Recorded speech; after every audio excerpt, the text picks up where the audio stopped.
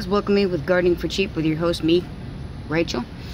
This video I'm doing like a little update on my worms. I wanted to check on them. My very first video I did a double bucket, and I wasn't thinking too much about it because I had the worms in a single bucket for over about a month and a half, and they did fine. Well, apparently in that double bucket it got a little hot in my room and my worms died. I was sad panda. So I had to start over, and I just went back to what was working, my Home Depot bucket. I have to be careful about how much water I put in there because I don't want it to pool in the bottom and soak my worms, but it's something that I just find it's a little easier for me. So I have some video clips that I've put together that I'm going to share with you on my worms. I have baby worms, I have adult worms, and I have juvenile worms, which I'm very excited about, and I saw quite a few eggs. The dirt, as I'm fixing to show you, doesn't look like it needs to be changed out yet, but I did add some to it to give them more space since they were multiplying like crazy. Normally I feed my worms cornmeal because they love it, and coffee grounds that I get from Starbucks. If you go to any local coffee shop, you can ask them to save coffee grounds for you. And what I do is I'll drop off a bucket, and then when it's semi-full, because I'll drop off a 5-gallon bucket, and when it's about halfway full, they give me a call and I come pick it up, and I use it in my garden, and I also use it to feed my worms. Vegetation that I don't eat, or vegetables that I don't eat, or I don't eat enough of, or as you see this year, my garden's not doing as well as it did last year, and there's only 3 of us. So there's not a whole lot that I need to grow right now. I'm just kind of practicing in a way, seeing what I can grow in my area. Tomatoes do okay, and potatoes if I can get past the blight. Zucchinis, I always have the vine borer issue. My okra seems to do okay.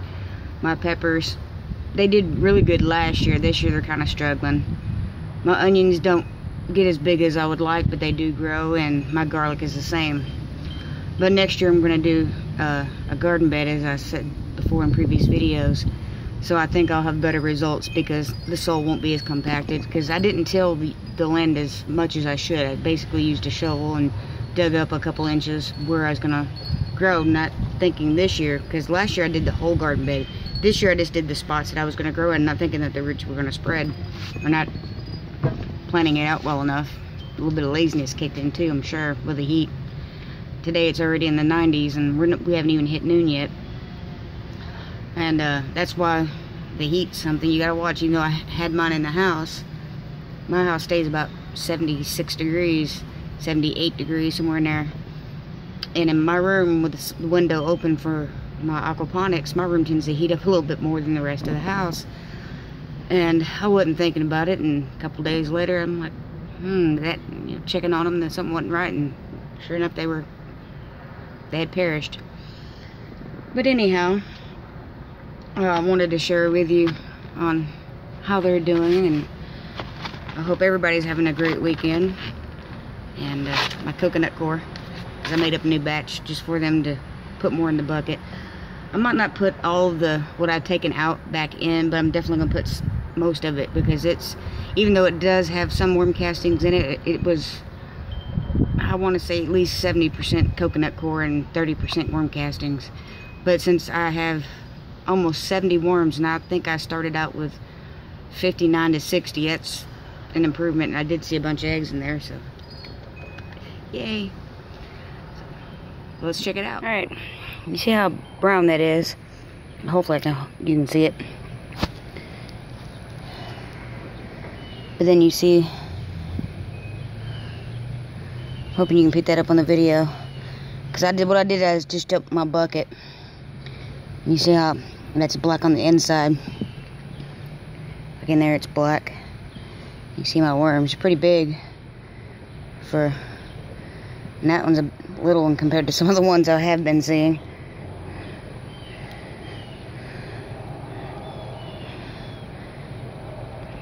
And all this is red wigglers. Bought them at Walmart. I bought 2 containers. They're almost $3 a piece.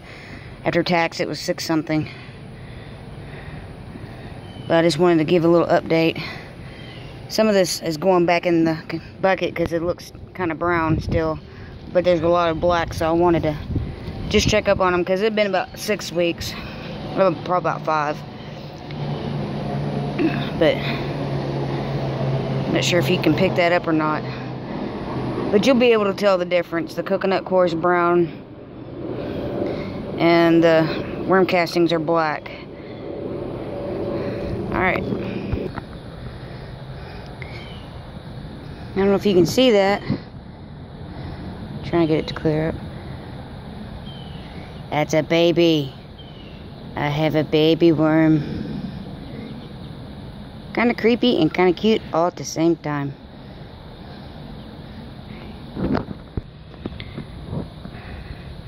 Look how big that guy is. He's fat for a red wiggler. He kind of looks like an earthworm, which is possible, but I don't know if you can really see because it's not exactly bright in this little corner. But that's the new coconut core, and it's brown. And I've added a thermostat. It's a little warm out here, but in my house it stays below the 80 mark, which is where they like to be. Here, let's see if I can pull or just bring it in closer. See if you can read that.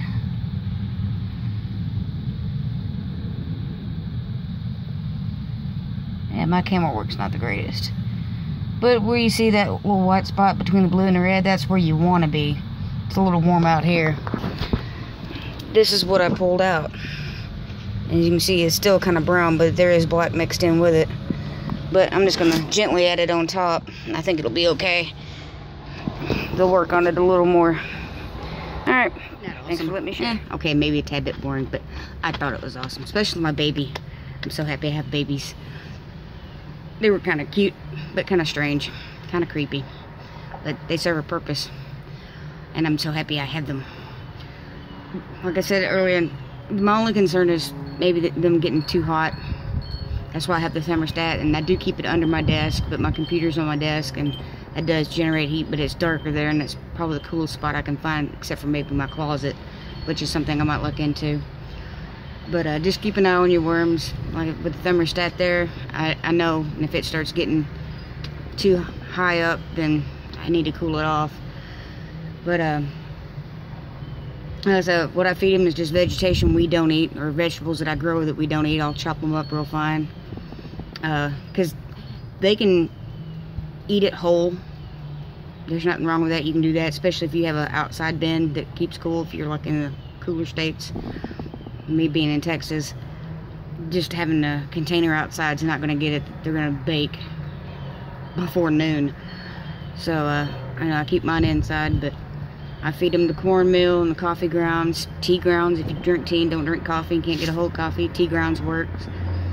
But if you, the food, like leaves, trees, sticks, or not trees, but the leaves that fall off the trees, or if you chop it up fine enough, they can process it faster. Same with vegetation or anything, like vegetables, the lettuce, spinach, any greens. And I know they can break down certain fruits too, but stay away from the acidity stuff. They don't like that too much. They can tolerate some, but not a whole lot. But it's not that big of a deal. Occasionally I'll crush eggshells and give them some of the eggshells for calcium instead of putting it all in my garden. But that about sums it up on what I do for my worms. And I hope you guys got something out of it and enjoyed it. And if you have any suggestions or comments, leave them below.